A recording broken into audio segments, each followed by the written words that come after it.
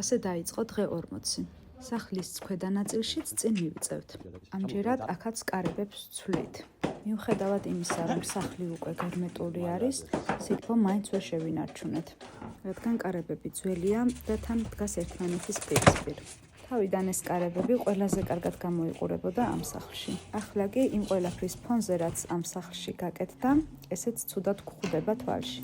რა თქმა უნდა, ჯობდა მანამდე შეგვეცვალა, სანამ შიდა კედლებს დავამზადებდით, თუმცა მიუხედავად ამისა, ძალიან დიდი სიფრთხილით ისე მოგხსენით ძველი ჩარჩო, რომ არ დავაზიანეთ კედლები. ალბათ გიკვირთ ამდენ კარს რომ ხედავთ. არ გეჩვენებათ, ზუსტად 4 კარები აქვს ამ სახლს. რაც ბავშვობაში დაჭერობანას და დამალობანას სათამაშოდ ძალიან კარგად გვადგებოდა.